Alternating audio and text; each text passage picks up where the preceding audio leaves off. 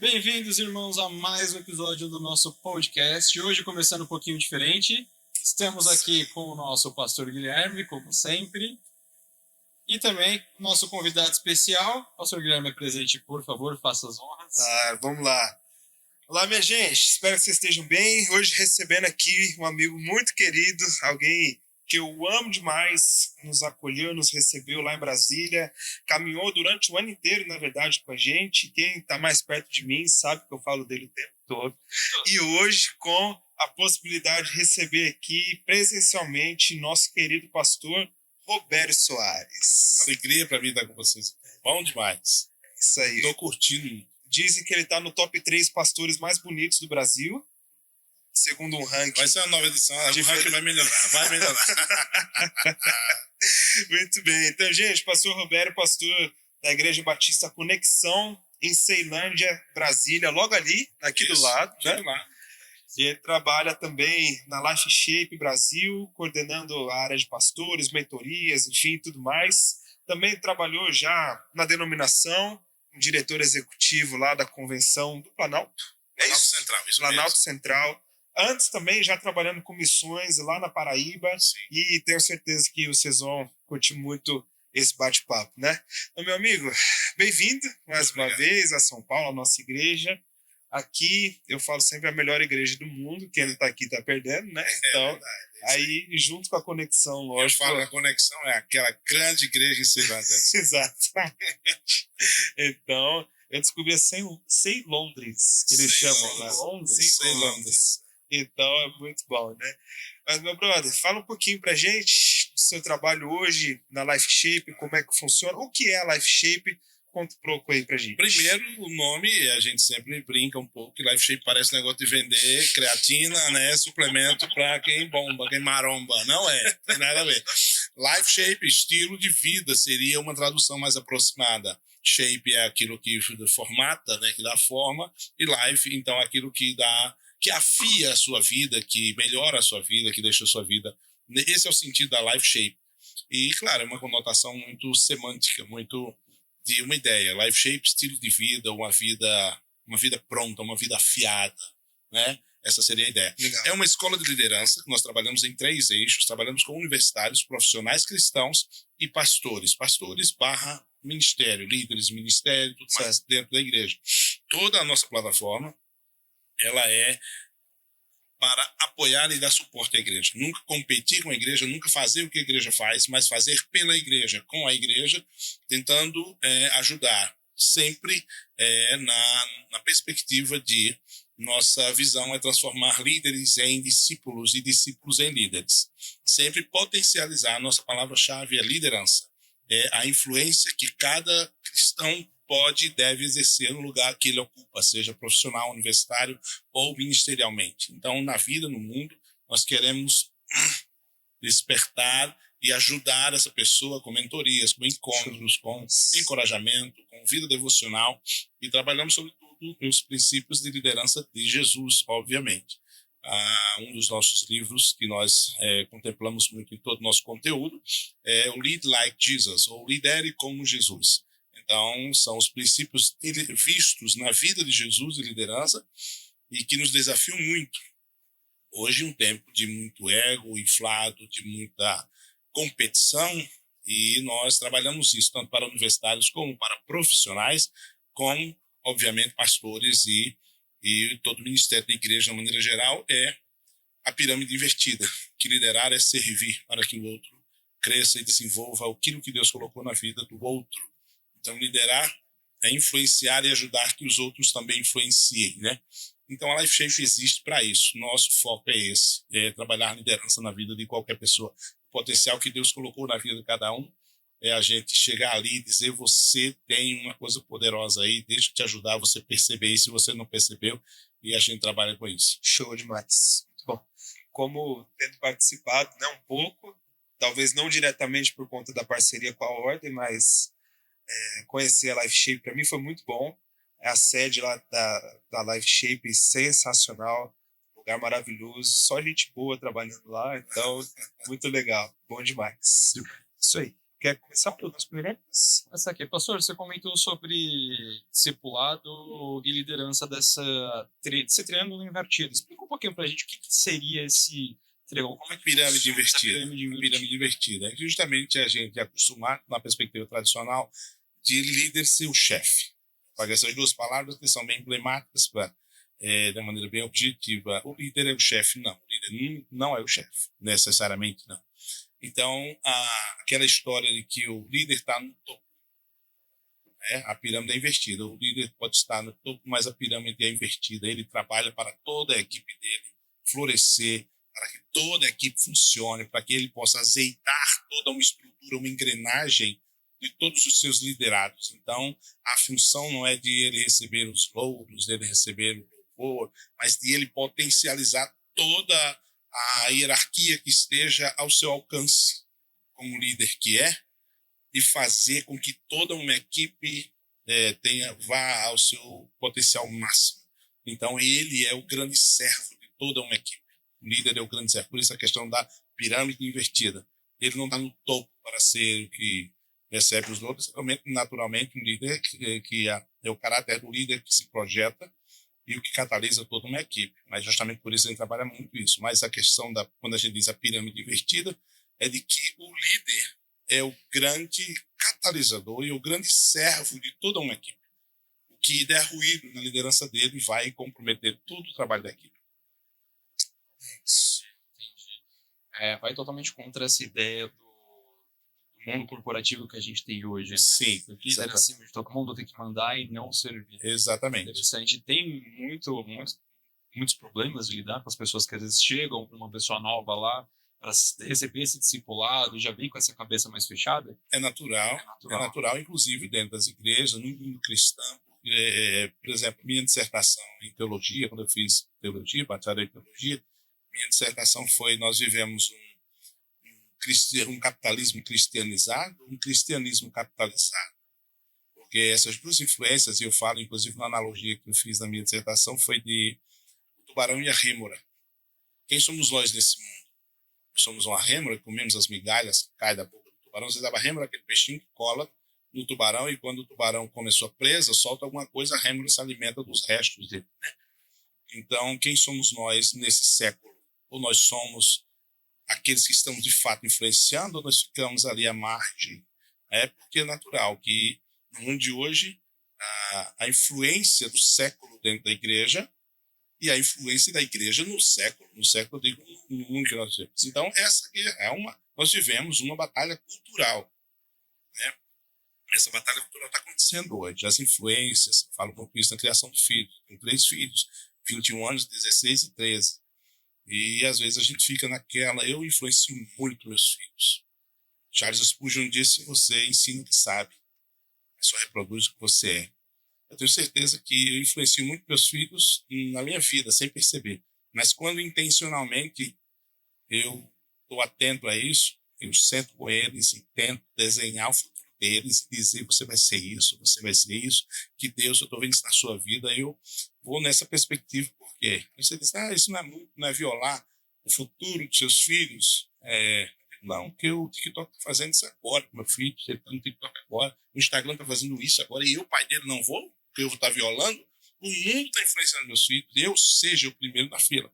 Então, por que eu estou falando isso? Porque quando você fala de que, naturalmente, nós vivemos valores invertidos dentro da igreja, nós vivemos uma batalha cultural. O mundo está influenciando a igreja, e a igreja precisa, inevitavelmente, e ela influencia, não vou nem precisa, a igreja influencia. Se ela parou de se influenciar, ela parou de ser igreja. Então, o sal da terra, se o sal parou de salgar, nada mais serve. Então, há essa guerra de influência, precisa de uma batalha cultural, uma cultura secular, com os princípios de que, por exemplo, falando de liderança, e que o chefe é o líder. Às vezes nós sabemos que tem muito chefe que não é líder coisa alguma. E tem muito líder que nem chefe é. Nem chefe é, mas ele influencia, a gente sabe que é isso. Então, o líder é aquele que catalisa, que influencia. E, então, esses valores de ego, como eu falei, uma coisa que a gente toca muito, não sei se eu vou estender muito a resposta, mas a questão a gente trabalhar dentro, os jovens universitários são jovens que, para ser pré-requisito para ser alunos shapers, como a gente chama, eles precisam estar servindo no ministério. Eles são shapers, aqueles que dão forma, aqueles que influenciam. Eles precisam estar servindo na igreja deles, a igreja local. Senão, se não tiver carta do pastor, é igual ao seminário. Senão, não é aceito como aluno. Você precisa ter um referendo do pastor dele. Quando com pastores, o óbvio também já se faz, mas quando a gente vai trabalhar com profissionais cristãos, com empresários, a gente se choca muito mais com isso. Porque para que serve uma empresa, se não para se dar bem, para ganhar dinheiro? Né?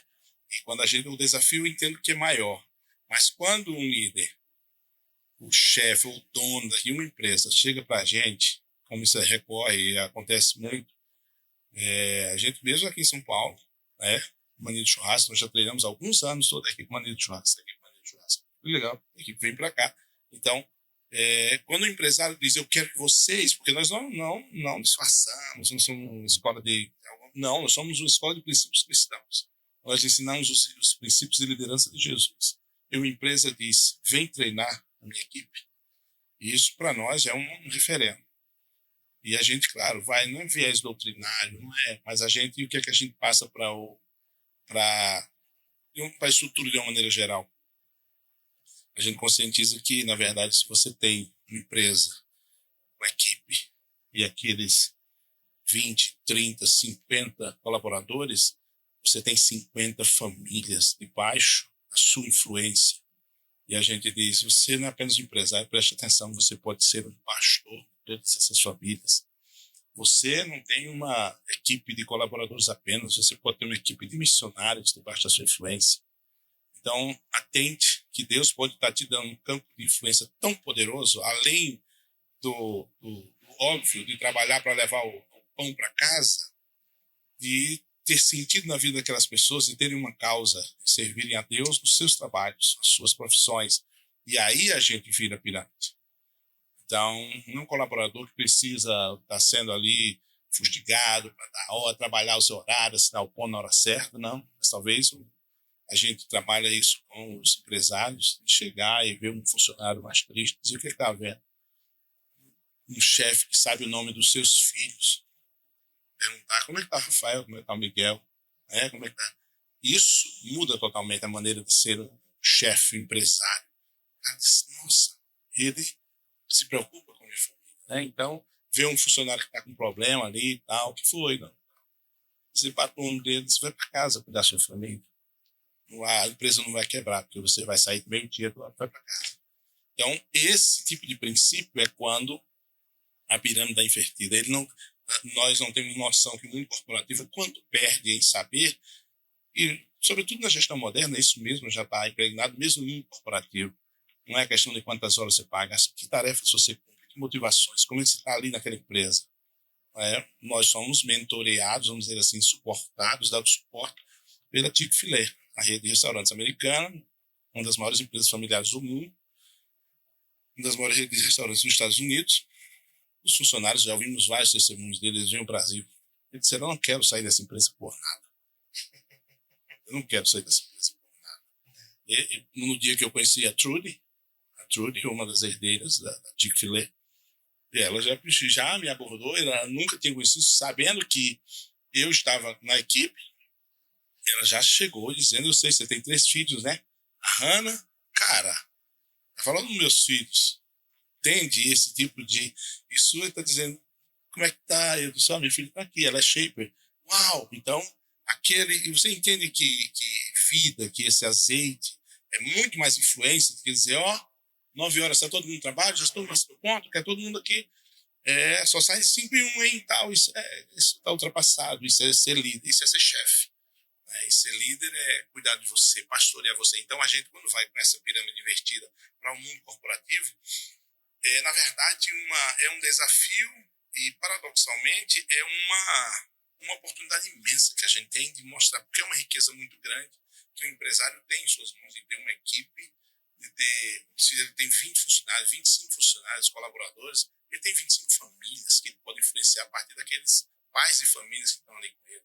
Então, é um poder, é isso que a gente fala, transformar discípulos em líderes. Talvez eles sejam discípulos, mas não esteja atento para o líder que ele pode ser quando ele está pegar aquele grupo, aquela equipe e dizer, eu tenho, na verdade, um exército na minha mão e estou dormindo para isso.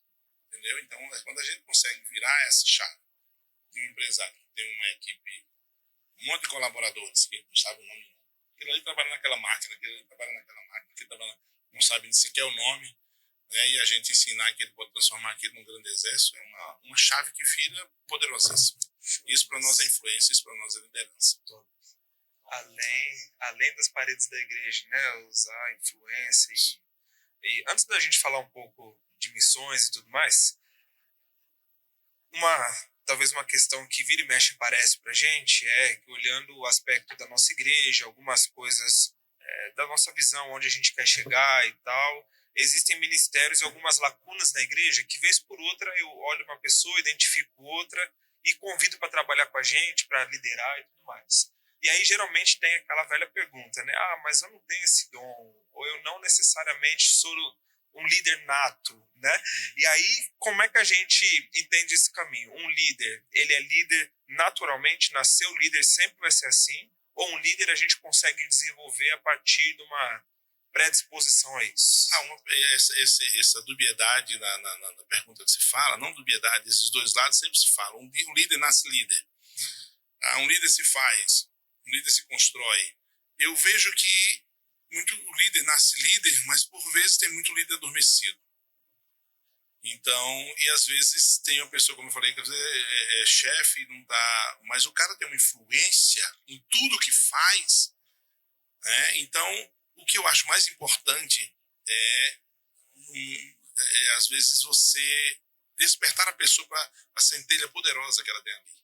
Então, você conscientizar alguém. Isso, para mim, eu trabalho muito com vocacionados e eu amo isso. E, às vezes, eu percebo o potencial de uma pessoa que ela não está percebendo sobre ela mesma. Sim. E, para isso, existem líderes, pastor, como você acabou de falar, você vê na pessoa, e isso é muito comum. A própria pessoa não percebe isso.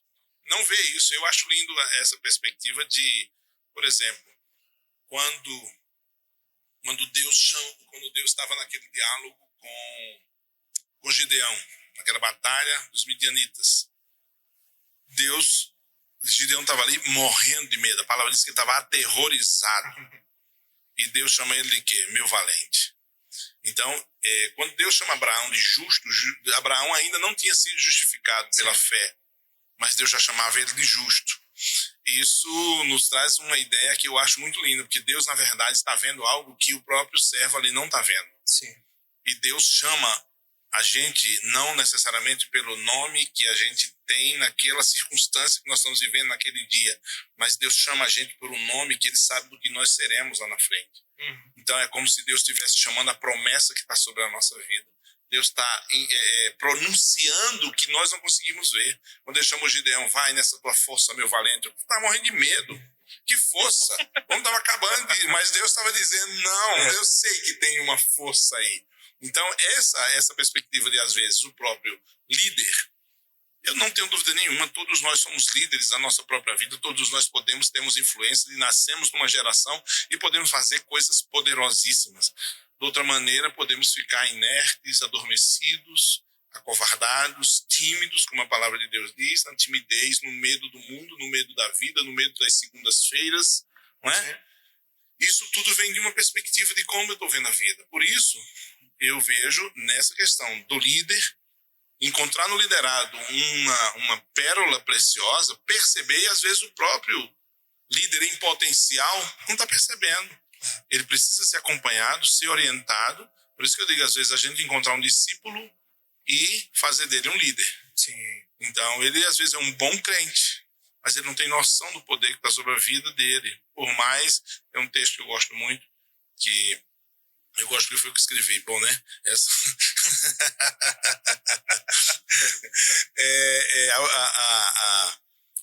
O protagonismo da coadjuvância. O protagonismo da coadjuvância. Então eu falo daquele texto de Arão e Ur, em que Arão e Ur seguraram os braços de Moisés, e por isso diz o texto que Moisés não venceu a batalha, não, diz que Josué venceu a batalha. Então tinha todo um combo ali funcionando, mas o final do texto está lá, Josué venceu a batalha. Mas estavam todos unidos numa grande... E se brincar, Arão e U, sou protagonista. Mas sou protagonista que segurou os braços de Moisés, que fez com que Josué ganhasse. Então havia uma equipe, uma teia toda armada ali. E às vezes você diz, eu sou coadjuvante, eu estou só aqui, estou aqui ajudando o pastor, estou aqui, aquela coisa, aquela timidez. Não tem, na verdade, é algo tão poderoso, mas ela não tem noção do poder que exerce. Por exemplo, esposas no nosso ministério, né? Eu só sou esposa do pastor. A gente que é pastor, a gente sabe, vem pregar brigado com a esposa para ver como é que é esse sermão, né? Só a graça de Deus, né? Vem que dá uma creca lá em casa e vai para a igreja, Pai do Senhor, Pai do Senhor, irmão, né?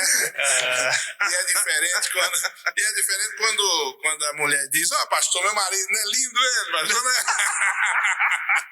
Aí é um outro... Então, essa coadjuvância é poderosíssima. Então, na verdade, cada um de nós no reino tem um poder só fazer aquilo que está na tua mão. E aquilo é protagonismo puro da sua própria vida, do seu próprio chamado. Coadjuvante, para quem me acha coadjuvante? Eu sei em quem tenho crido, né? E nenhuma obra é vã no Senhor. Então, quando você sabe o que você está fazendo para Deus, trazendo aqui a paletinha do café, né? Café maravilhoso, essa xerri. Isso é coadjuvante. Não, filho, tudo aqui está conectado. Isso aqui é uma coisa muito poderosa. E sem a sua participação vai ficar uma coisa banguela aqui, capenga. Então, essa questão do líder, dele mesmo, é interessante, é a limitação humana. Isso se reflete em várias coisas. Também acontece na falta de consciência profética que os profetas tinham no Antigo Testamento. E que ainda hoje acontece. Você, às vezes, é usado para a vida de uma pessoa, você não tem noção do que está acontecendo. Sim. Mas você está quebrando pedras tremendas no coração de alguém. Uma palavra que você citou alguma coisa, você disse, meu Deus, você não tem noção do que você acabou de falar. Você não tem noção de como você acabou de ser usado por Deus. Então, essa falta de consciência profética também, às vezes, é a falta de consciência do líder que eu posso ser na coadjuvância mais objetiva que alguém pode ter a meu respeito.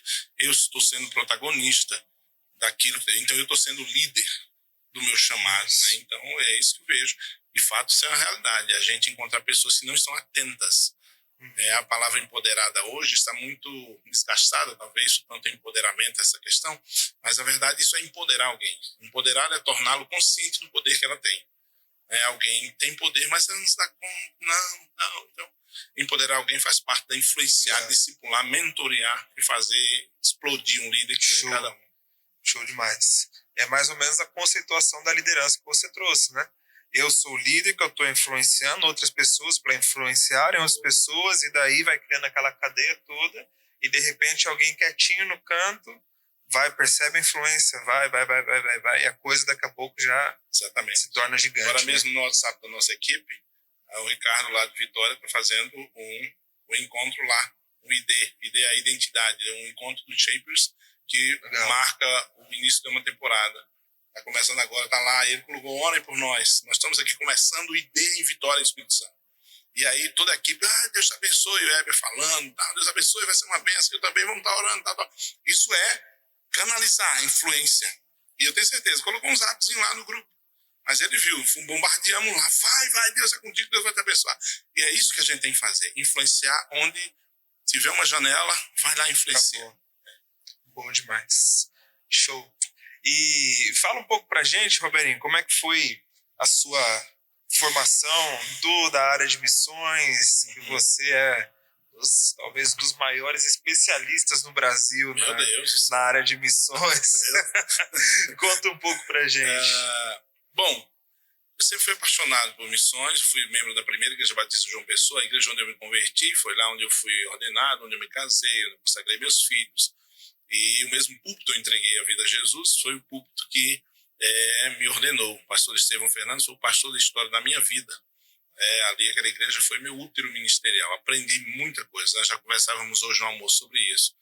E 25 anos, né? 25 anos membros da mesma igreja. Só saí porque fui para Brasília, então não tinha como levar a igreja comigo.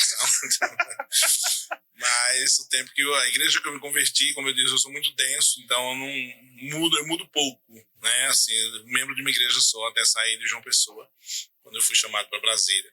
Mas então, eu estudei no seminário Juvep, né? Um seminário missionário. Isso foi uma coisa, um presente de Deus. Eu não tinha noção, mais uma vez, não tinha noção desse direcionamento ser tão divino. Nós tínhamos outras oportunidades, o pessoal, o Seminário do Norte, em Recife, muita gente da nossa igreja ia para lá. Nós tínhamos o ITEBS, que era o Seminário Batista da cidade, mas eu tinha essa tração. Esse seminário foi um seminário que ia para o sertão e passava-se um mês nos projetos missionários. Então aquilo era de um impacto profundo. Quem voltava assim, muito abalado, muito impactado. E eu fui gerado no meu curso de seminário vendo isso todo dia. Também aí nós tínhamos um grupo de missão, um grupo missionário. A gente andava, a gente falei hoje a você, a gente teve um ônibus, trocou, fizemos a loucura de ter 2 ônibus. Tínhamos 42 pessoas envolvidas, Ministério de Teatro, Ministério de Evangelismo, Ministério de Louvor, tínhamos administrador, tínhamos muita coisa. Então, muita coisa. Nós tínhamos 42 pessoas no grupo. No grupo musical nós tínhamos 16 pessoas. Então tínhamos metais, percussão, bateria e muita coisa. E aquilo foi crescendo, uma coisa que Deus foi nos dando. E sempre era coisa ligada a missões, sempre era em lugares desfavorecidos, igrejas muito pequenas, e a gente, às vezes, igrejas que não cabiam no nosso grupo. A gente tinha que fazer coisa na rua porque o grupo não cabia dentro da igreja, né? Se o grupo ficasse dentro da igreja, o povo tinha que ficar lá de fora, então a gente ia lá de fora. Então isso era um sabor que a gente tinha de ver essas coisas. Então essa questão de ajudar, talvez, o menos favorecido, como eu aprendi no seminário, as fileiras que ficam para trás são as que menos recebem o pão, né? Então a gente tinha um pouco dessa questão de ir aonde ninguém queria ir, né? De pegar aquilo que ninguém queria, aqueles desafios. E aí fui para esse seminário, um seminário, uma casa de profetas, um lugar de muita piedade, de muito exemplo cristão, muita influência pelas próprias vidas, não de dizer, de microfone, de púlpito, mas pessoas que nos influenciavam poderosamente com seus testemunhos, com suas vidas, né? Eles, os diretores de seminário, todos estavam nos ônibus, nos projetos missionários. Não mandavam os alunos irem, eles iam nos ônibus com os alunos. Então, na verdade, essa JUVEP significa Juventude Evangélica da Paraíba. Foi um grupo de jovens que começou em cima de uma caminhonete indo para os sertões. Eles fundaram um seminário, existe até hoje, uma escola de missões. A doutora Bárbara Burns, até hoje, vive lá, né, mora lá, fundou uma escola de preparo missionário para o exterior. Então, isso é na Paraíba. E eu fiz tudo isso. Então, eu estudei o seminário teológico. Na sequência, já entrei para uma especialização com a doutora Bárbara Burns. Eu só tinha eu de aluno paraibano, o resto era tudo de aluno fora do Brasil, Rio, São Paulo, várias partes, somente eu era de lá.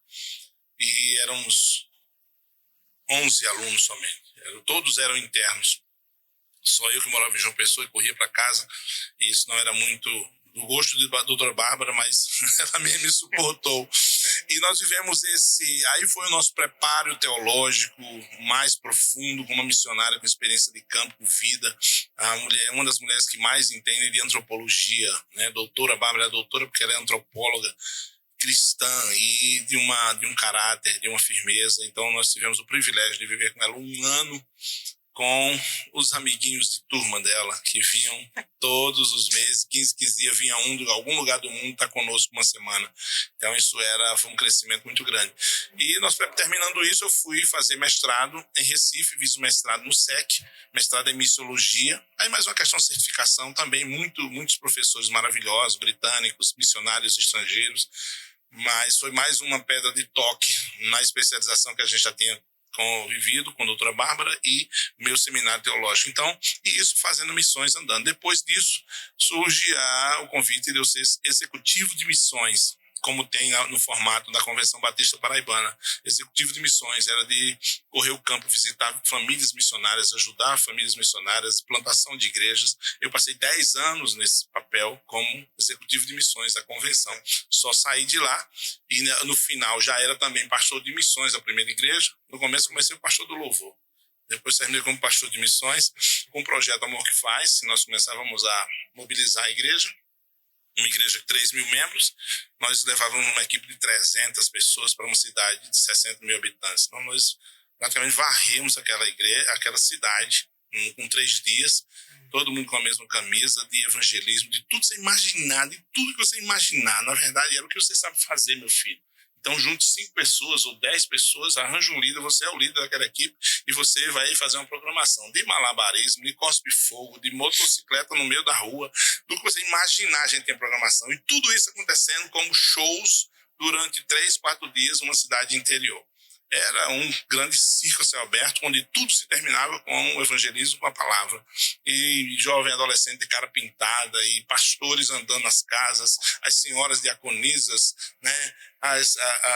Todas na cozinha fazendo cuscuz para esses jovens. Era uma celebração, uma coisa. Então nós tivemos 300 voluntários numa das viagens missionárias. E aí, assim, sempre que eu chegava num lugar, eu sou meio louco nesse sentido de criar situações, de transformar ou buscar gerar alguma coisa.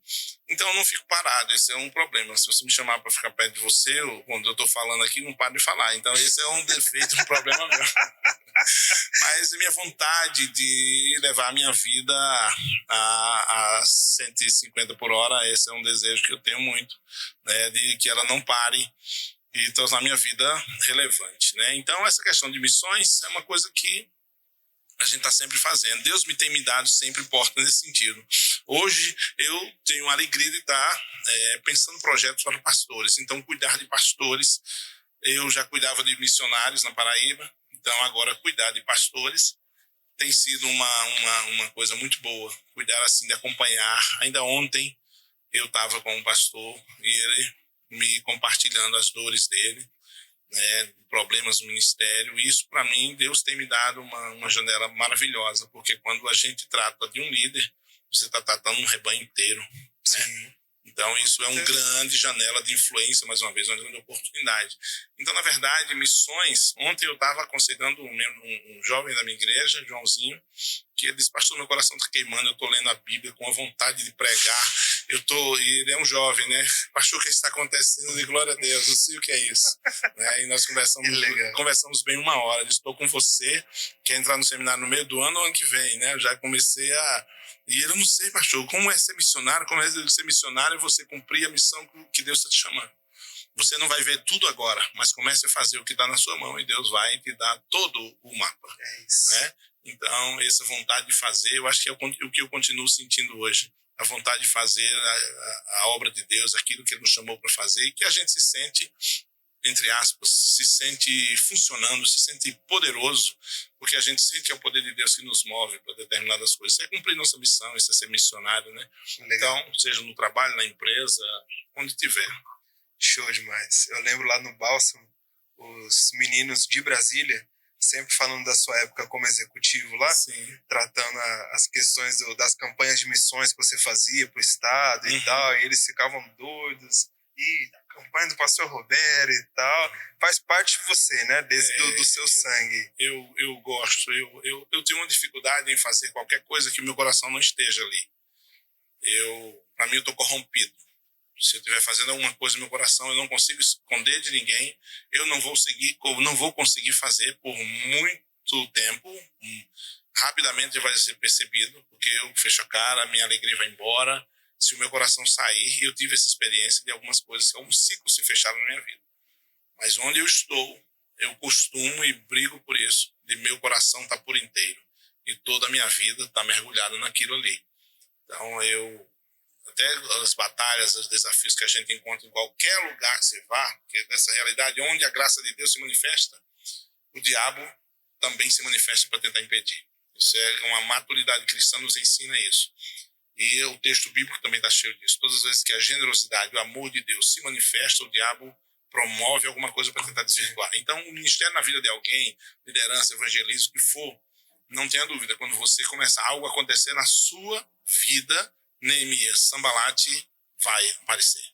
Então, é uma coisa que a gente precisa. E só uma coisa vai nos permitir vencer Sambalate, Tobias. É a visão do futuro, a convicção que a gente tem, quem nos chamou e quem está conosco nisso. Então, você não para enquanto você tiver. Mas, às vezes, o entendimento que Deus diz, seu ciclo aí terminou. E aí, eu tenho dificuldade em fazer qualquer coisa que eu não entenda que Deus está comigo naquilo. Eu acho, na verdade, a vida de qualquer pessoa. Porque, às vezes, a gente fica no modus operandi, no piloto automático. Só manutenção, né? Só manutenção. Eu sei fazer, eu sei preparar um sermão. Um pastor bem experimentado, ele lê um texto bíblico, eu costumo dizer que ele se quebra em 3 pedaços, são os 3 pontos da pregação. Rapidinho, lê um texto, quando eu já sei pregar, abre a Bíblia, eu prego. Então a gente aprende a pregar. Mas é muito diferente quando você está ali, você vê a alma de um pregador saindo pela boca dele no púlpito ali, né? Então essa é a questão da vida. E quando você faz missões ou qualquer outra coisa, você cumpre a sua missão, na verdade, com o seu coração. Aquilo é Espírito de Deus queimando dentro de nós. Isso aí. E uma vez alguém já me perguntou sobre estudo de teologia e tudo mais com certo valor, mas quando se fala em estudo de missões, e quem veio conversar comigo veio num tom meio assim de deboche, né? Porque missão é missão. Você pega um caixote, vai ali na praça, sobe na praça, fala, ó, Jesus te ama e eu também. E pronto. Para que estudar missões? Por que isso tem a ver? E aí não se considera a questão comportamental, a questão de cultura e tudo mais. Se você pudesse dar uma resumida para a gente na importância desse estudo missiológico, Sim. Tá certo? Sim, né? tá certo. Missiologia e missiológico, né? Sim. Como é essa importância, esse estudo, a relevância de entender sobre isso? Uhum. Eu gosto primeiro de pensar que, como falei, cumprir a sua missão é fazer algo já com o que você tem na mão. Então, se você diz, eu não estou preparado, porque também é aquela questão de você esperar ir para um curso e preparar para você fazer alguma coisa para Deus, é alguma coisa errada. Você vai fazendo e Deus vai te aperfeiçoando e te pedindo mais, igual o meu ovelha João, quando nós conversávamos ontem, e ele dizia, pastor, como é que eu faço? Eu não sei o que é ser um missionário, isso é uma coisa muito séria. Tá? Eu digo, começa a fazer o que você está fazendo. Eu sei o que você faz na igreja. Você cuida da luz, do som, da fumaça, de várias coisas na igreja, faz isso. E isso vai se propagando. E você vai sentindo vontade. E ele disse, não, estou lendo a Bíblia e com vontade de formar um sermão, de pregar para pessoas. Eu disse, o que é isso, João? Vai nisso. Então, na verdade, a missão você faz com o que você tem na mão hoje. Mas o preparo, ele é imprescindível para a envergadura para onde Deus vai te levar. Então, Deus vai te chamar e dizer, você precisa se preparar mais para essa próxima fase. Você precisa se preparar para essa... Daí sim, aí a gente ir para as camadas da teologia e da missiologia. O Salmo 67 é um salmo maravilhoso que diz, Senhor, faz-nos conhecer os teus caminhos e obrigado por tua graça, que a tua glória reflita em nós para que o teu caminho seja conhecido. Então eu estou tentando lembrar dos versos aqui, mas é bem isso. Senhor, por tua misericórdia, faz com que o teu rosto resplandeça em nós, para que o teu caminho seja conhecido.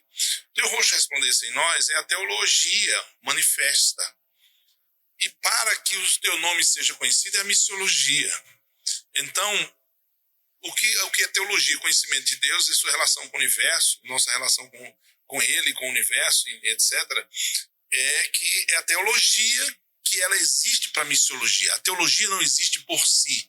A teologia, no mero conhecimento de Deus, ela é incompleta. É um ciclo não fechado. Sim. Porque a teologia existe para que a missiologia se manifeste.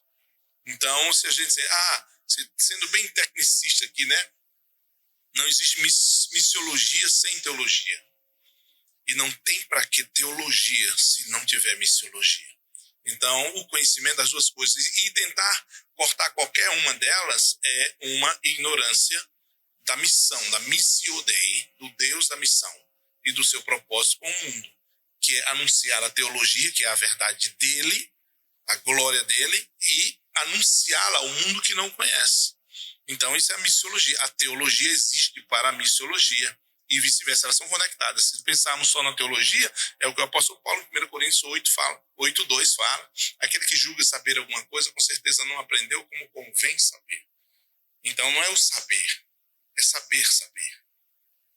O apóstolo Paulo está dizendo, saber é mais importante do que saber. Porque se eu sei, mas eu não sei saber, eu não em trocadilho, né? Parece brincadeira. Eu não sei saber, é melhor não saber. Por isso que ele diz, aquele que julga saber alguma coisa, com efeito, não aprendeu como convém saber. Então, o saber da teologia, ele só se completa com o fazer da missiologia. Eu vejo, assim, alguns nichos históricos que foram muito especiais na reflexão teológica, não foram tão bem na expressão missiológica. E, às vezes, a gente pode, sem querer julgar, imagina, Mas algumas denominações que são muito exacerbadamente preocupadas com a teologia não estão bem na sua missiologia. Entendeu? Então, eu acho que o equilíbrio, eu gosto agora lembrando, errais não conhecendo o quê? As Escrituras, e termina aí o versículo, não. E o poder de Deus. Errais não conhecendo as Escrituras e o poder. Então, não é só a Escritura. A Escritura sem o poder é o que faz fariseus na época de Jesus. Eles sabiam toda a Escritura, mas eles não faziam nada com aquilo. Eles não sabiam saber, eles não sabiam fazer. Não tinha ortodoxia, mas não ortopraxia, né? Então era saber a teologia e não fazer a missiologia. Então, hoje um erro crasso que eu atrevo-me como missiólogo que sou, ouso dizer que nós não podemos confundir seminários com formadores de pregadores. É uma coisa muito distante.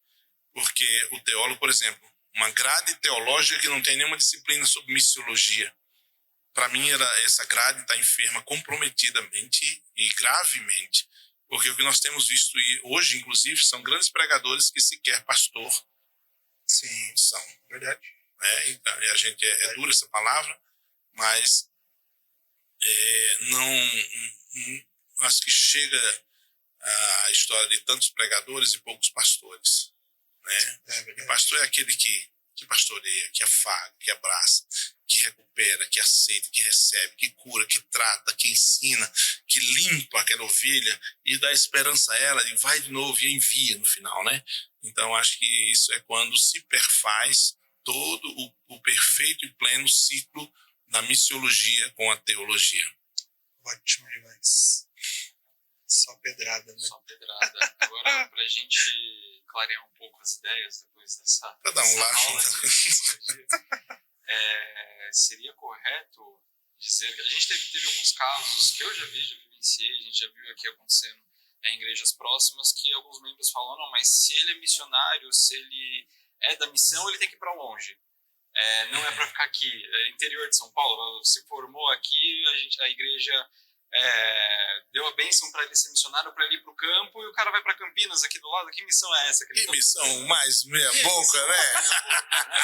É correto dizer isso? Como é que funciona essa questão de missão? Existem a missão, às vezes o pastor ou o membro ficar dentro da própria igreja? Como é que é visto pela Life Shape essa questão? Tá. Eu acho o seguinte, é muito interessante, a pessoa que fala, que tem esse discurso, é fácil entendê-la se ela vem de uma geração de 50 anos atrás. Fazer missões era ir para a África. Isso. Fazer missões, ele tem que ir para a África, tem que sofrer, passar fome, ser filho magrinho, catarrento, né? Isso aí é missionário, é isso aí. Então, mas vem de uma história. Na missiologia a gente estuda isso, a palavra missiologia é a mesma raiz de míssil, daquilo que é lançado, daquilo que é arremessado. Por quê? No contexto histórico de décadas, séculos atrás, esse era o contexto. Esse é o contexto majoritário. O contexto majoritário era vai para os povos. O evangelho que nós recebemos, nós precisamos ser muito gratos a Deus, sobretudo, e ao Espírito que moveu a igreja norte-americana, a igreja europeia, que eles vieram trazer para a gente. Em Recife tem o cemitério dos ingleses, porque os missionários não podiam sequer ser enterrados em cemitérios convencionais católicos da época. Eles não eram permitidos, enterravam nos quintais das casas, ou eles tiveram que construir um cemitério para que fossem aceitos serem enterrados, porque eles eram pagãos, eram protestantes, e tudo mais. Então viveram uma época de preconceito. Então a pessoa que falando disso realmente vem de um contexto antigo que era isso. Então quando eu estou falando do cemitério dos ingleses, fica em Recife. Eu fiz uma visita numa aula de história da igreja. Bons professores fazem como meu professor Evandro fez. Nos levou para Recife para ver o cemitério dos ingleses. Listas e listas e listas de famílias inteiras que morreram.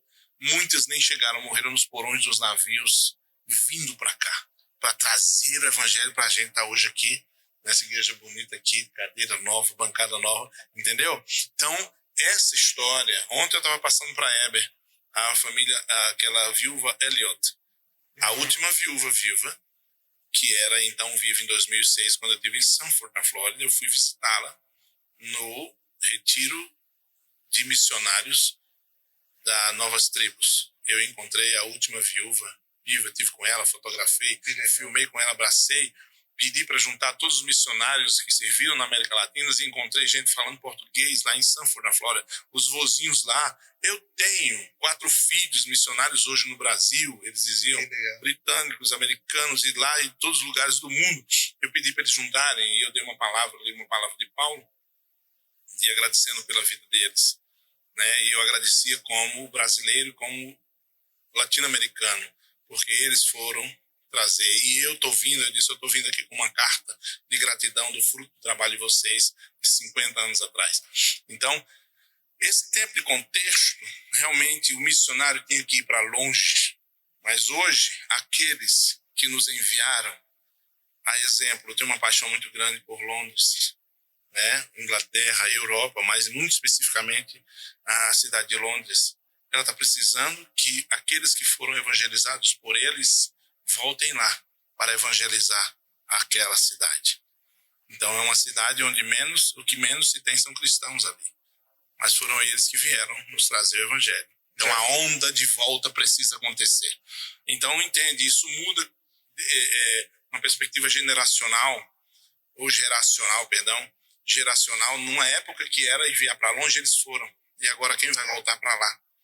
Para ajudar lá. Então, a Europa hoje está precisando. Mas fazer missões, por vezes, está dentro da nossa casa. Aquela pessoa que lava a nossa roupa, aquela pessoa que colabora conosco em casa, pessoa que trabalha na nossa casa, uma secretária do lar. A gente pode estar fazendo missões ali, ser um grande missionário, um profissional, um empresário, ele tem uma possibilidade. Hoje, por exemplo, tem um capítulo da missiologia moderna chamada Business as Mission, negócios como missões. Então, na verdade, o formato... Antigamente, por exemplo, muito rapidamente, uma historiazinha aqui, uma parábola. Antigamente, se um vocacionado chegasse, ele era empresário, tinha uma empresa, lojas, o que fosse. Isso há 30 anos atrás, 40 anos atrás, eu estou sentindo um chamado missionário. Aí vamos imaginar que o pastor dissesse, então você tem que fechar sua empresa, pegar sua esposa e seus filhos e morar no seminário, em internato. Viver da oferta que a igreja vai passar para você. Esse era o modelo antigamente. Ou se tem uma família abastada, mas você tem que interromper seus negócios. Imagina que estratégia antagônica, quando na verdade ele já tem uma ferramenta poderosa na mão dele, que são os negócios dele. Ele tem mais, inclusive ele não necessariamente tem que fazer seminários. Se ele tem uma boa igreja, como instituições para-eclesiásticas, como são os seminários, eles são para ajudar a igreja. Mas se ele tem uma igreja muito estruturada, se ele tem um bom aluno de escola bíblica, se ele foi discipulado, se ele foi pastoreado, ele pode inclusive ter carga teológica suficiente para aplicar o know-how que ele tem de empresários e usar aquilo como uma ferramenta missionária poderosa. Na Europa nós temos muitos cafés, que na verdade são missões, são igrejas. Os pubs são, na verdade, lugares de acolhimento e todos os funcionários são missionários cristãos que estão ali trabalhando. Na verdade, eles estão evangelizando, desenvolvendo relacionamento. Porque se ela abrir uma igreja e colocar ninguém vai. Porque a nossa Europa, a geração que agora está morrendo, expulsou os jovens porque eles tocavam bateria muito alto na igreja. E ficaram só os vozinhos e eles estão morrendo. Nas igrejas, estão se transformando algumas igrejas em pubs, em casas de espetáculos, em circos, em bares. Não missionários, né? Não missionários. E aí o que é que a igreja, o Business as Mission, negócios como missões está fazendo agora? Empresários estão abrindo empresas como missões. Que vai vender café. Café brasileiro, maravilha, tal, um bom marketing e tal. Mas vocês estão todos aqui para desenvolver relacionamentos. Então, eram treinados para isso. Então, isso é a questão de fazer missões. Então, o mício da missiologia, em gerações passadas realmente era ir para muito longe. E hoje pode-se ir para longe. Mas a missão necessariamente ela é para longe. Os corações que estão longe de Deus são o que nós temos que alcançar. E às vezes eles podem estar bem perto. Longe de Deus, mas perto de nós. Isso aí. É meio doido para mim entender, né? Um pouco, e respeito, claro, a cabeça da geração passada, de que o sinônimo de uma boa vida cristã é o sofrimento ao extremo, né? Então, eu brinco muito com a minha própria avó, então tenho a liberdade, né? E que minha avó entendia que quando ela estava sofrendo muito, ela estava agradando a Deus. Nos momentos bons, de alegria e tal, ai, né? Será que Deus está perto? Não sei o quê. Porque não, que tem que sofrer. E isso é passado para os missionários. Né? Sim. Então, eu me lembro... Teologia do sofrimento. É uma doideira. Eu me lembro de um missionário, era pastor por aqui, foi fazer missões na França. Já estava começando aquela divulgação do movimento da Europa pós-cristã agora e tal. Ele foi para a França ser missionário lá.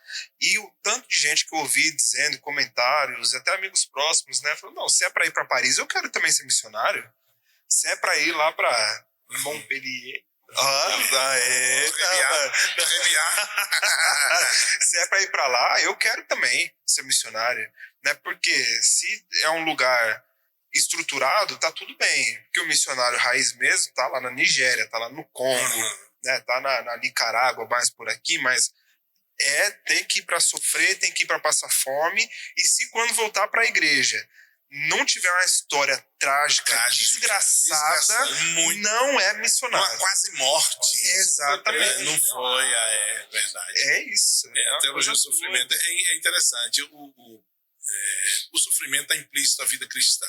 No mundo tereis aflições, tudo isso é uma realidade. Agora, você desejar sofrer, achar que está cumprindo a missão, quando isso aí é diabólico, inclusive. Eu taxativamente digo. Então, se você busca o sofrimento, isso é paganismo, martírio inócuo.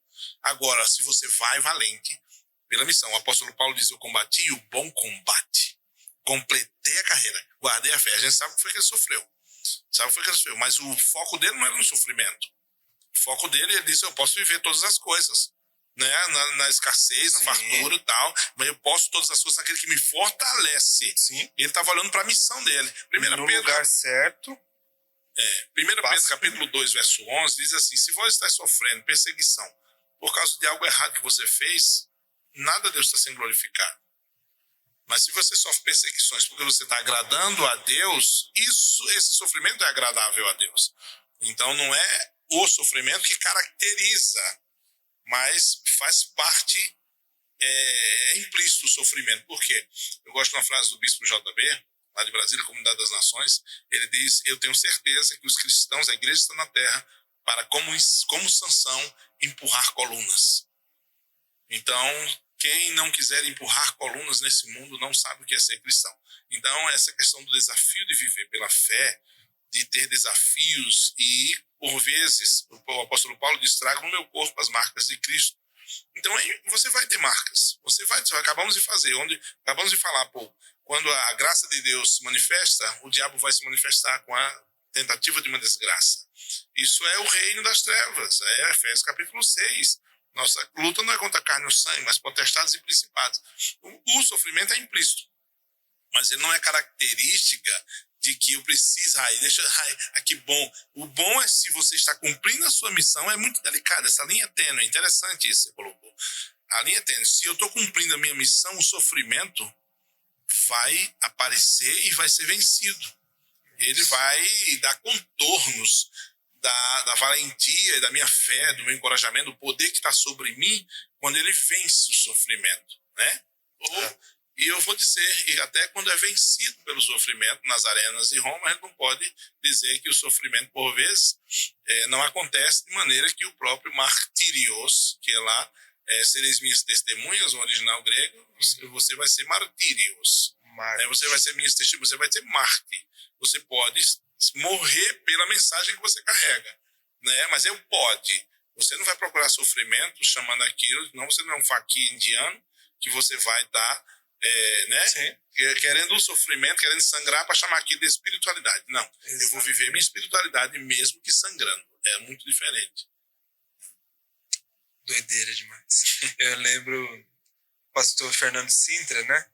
Lá em Santo André, inclusive a doutora Bárbara Burns, vez por outra, ia pro culto, e era impossível não reconhecer, que ela chegava com vestidão, chapéu, né, na igreja e tal, toda característica. E uma vez ela levou um missionário, estava trabalhando, se não me engano, no Chile, e estava com ela, e o pastor Fernando chamou ele para pregar ali e tal, e meu irmão era pequenininho, devia ter uns 7 anos no máximo. E quando o missionário começou lá a falar, ele trouxe um relatório e ele foi explicando a dinâmica dele.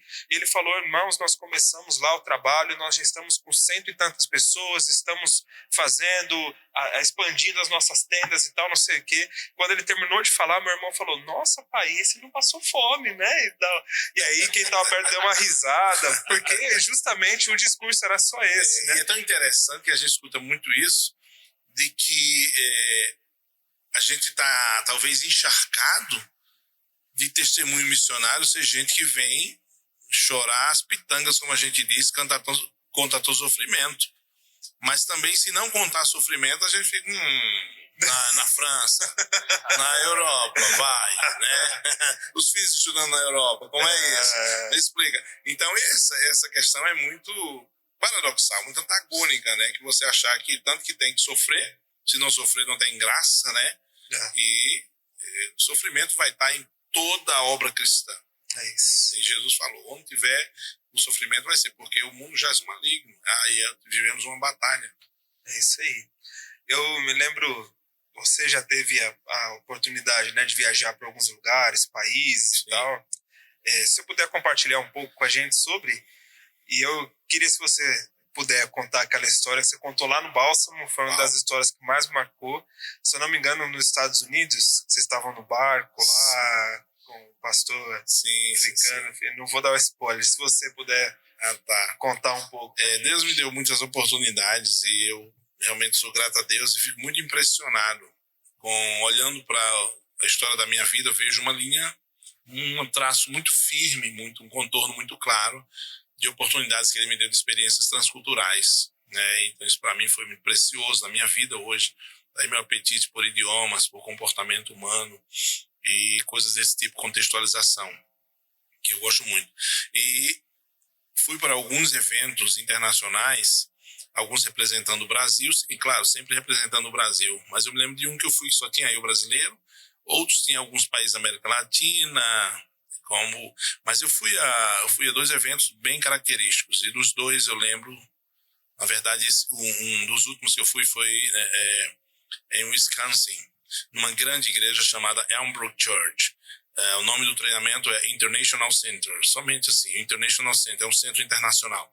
Ao invés de ele trazerem preletores para os congressos missionários, eles traziam 18, 20, 25 missionários do mundo, que eles traziam para reportar à igreja o que estava acontecendo na igreja global. Igreja global é uma palavra-chave deles. E eu me lembro de eu falar sobre o Brasil, falei sobre o Islã no Brasil, e tinha colega, eu lembro que tinha um colega da Nigéria, tinha um colega da Venezuela, isso foi em 2007. 2007 já tem quase 20 anos. E eu me lembro do meu amigo, mantenho um contato com ele hoje, não da Nigéria, mas eu me lembro do amigo da Nigéria. E uma coisa que a gente tem, não sei se você sabe, o status, inclusive isso é a questão de antropologia missionária, o status de missionário, ele é em países de história missionária, como países da Europa, Inglaterra e Estados Unidos, o status de missionário ele é muito mais alto do que o status de pastor. Então, nós íamos para lá com o Estado, nós fomos tratados como príncipes, na verdade. Isso constrangia muita gente. E uma das histórias, se essa que você lembra, um colega da Nigéria estava sem comer fazia alguns dias, mas a fartura que nós éramos tratados era muito. Os ônibus tinham snacks, sanduíche toda hora, era um cooler cheio de gelo, com todos os refrigerantes e sucos, e eles sem comer. A gente um dia ficou assim, tá em jejum e tal, mas a gente estava perto, andava junto. Eu brincava com o futebol da Nigéria, o futebol do Brasil, e chamei um argentino lá, e ficava com aquela brincadeira. E então eu disse, por que você não está comendo? E ele começou a chorar, ele disse, porque a minha esposa e minha filha não estão comendo lá. E eu não me sinto no direito de estar passando tão bem, sabendo que eles não têm o que comer na Nigéria. Aí ele disse, então eu preciso e eu prefiro passar fome com eles. Né? E isso foi... Aí a gente sentou, não precisa disso, Deus está cuidando deles lá de alguma maneira, mas era uma questão muito difícil. Dessa questão do privilégio, a gente está falando do sofrimento cristão, né? Esse foi um da Nigéria, mas teve um colega venezuelano que teve uma crise bem parecida. A gente estava andando de um passeio, uma tarde, depois dos treinamentos, das palavras, dos relatórios, tudo isso, eles nos levaram a passear em catamarãs, em lanchas, dos empresários da igreja, cada um colocou 5, 6 numa lancha, aquele monte de gente, pier, deram bonés a gente, óculos escuros, era uma coisa.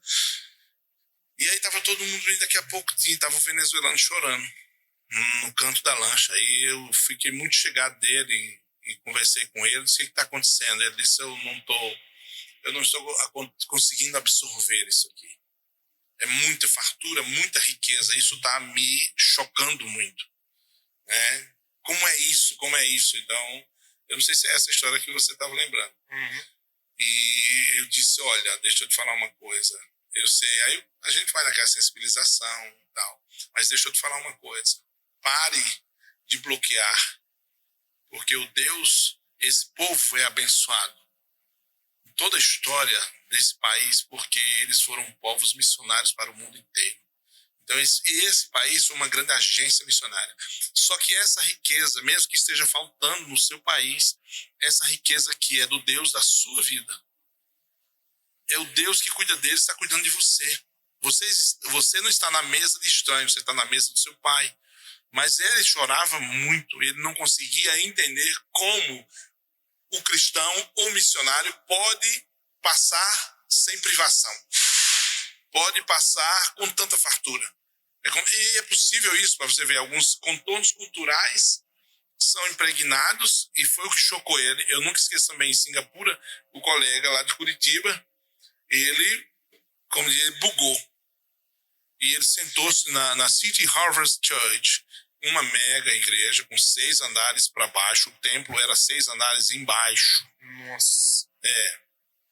Então, a igreja que tem 11 cultos no domingo. Sessões que ficava na porta esperando. A igreja lotava, fecha. Sai uma, entra outra. Sai uma, entra outra. A gente sai por um monte de porta, a gente andando por outra. O teto, a cobertura era piscina, onde tinha os batismos todo domingo. Era uma coisa. E a gente foi para essa igreja. Eu vou te falar, quando eu entrei lá, eu comecei a lágrima começar a descer. Eu disse, o que é isso aqui?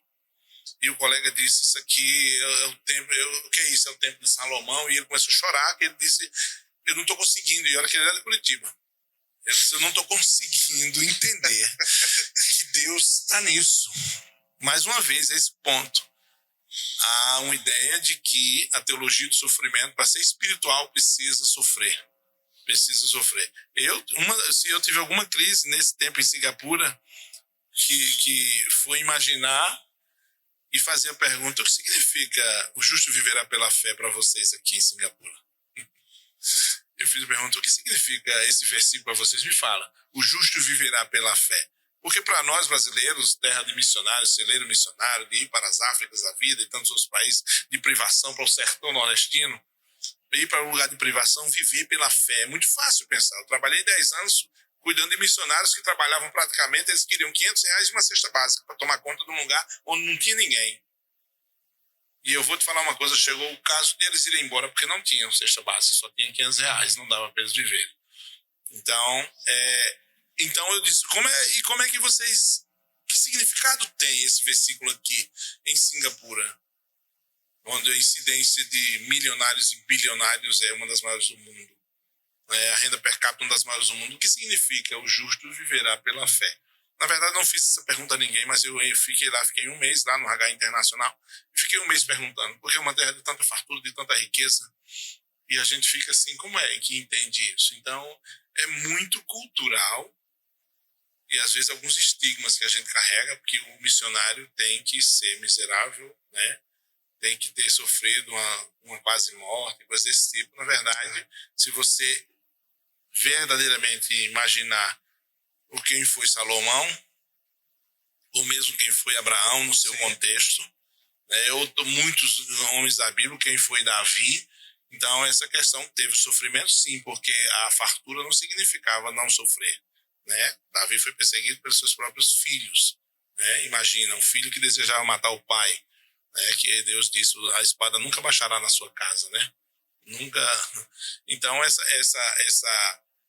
questão do sofrimento, dá para falar muita coisa para isso, mas essa questão de a fartura, às vezes, chocar um cristão, sobretudo nós brasileiros, que temos essa ideia mais acirrada, talvez pela nossa condição socioeconômica, missiológica, que a gente entende que sustentar um missionário é sempre muito caro, e sustentar um missionário é uma luta, e ser missionário é uma luta maior ainda. Isso é uma realidade, isso é uma realidade. Mas às vezes há um outro caso que a gente também desconhece um pouco e acha muito, fica chocado, como foi o caso desses colegas, né? É isso aí. Muitas experiências, né? A gente passa a noite inteira aqui. O problema é me botar para falar, o problema é eu parar. Né? Imagina. Mas é isso, meu amigo. Obrigado por ter aceito o nosso convite. Você tem mais alguma pergunta? Várias, mas... Quem sabe aí, antes do culto do domingo a gente faz a parte 2 para pegar, mas... Para conversar, é só... eu só queria reiterar a sua importância pra gente, pra mim, e a gente conversando com o nosso grupo lá do Bálsamo. Sim. E tem pelo menos 16 malucos espalhados por aí que foram potencializados, e a culpa é sua de tudo isso aí, dos nossos encontros. E eu amo muito cada um de vocês. Nossa, como aquilo foi uma coisa de Deus, né? Aquilo foi uma agenda de Deus. Foi.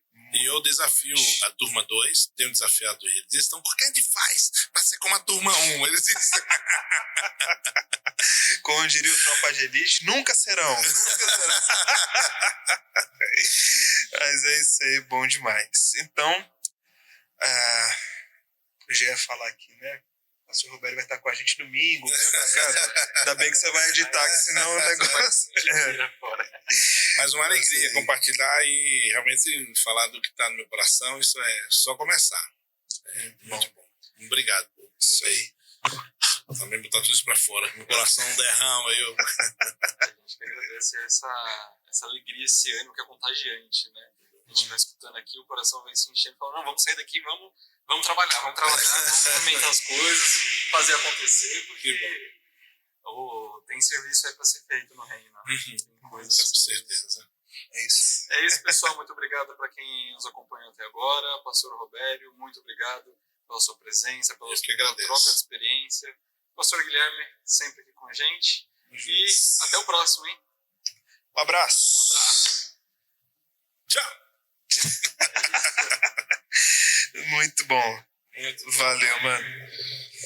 Demais. E vai vindo história, e vem história, e vai passando, e meu amigo...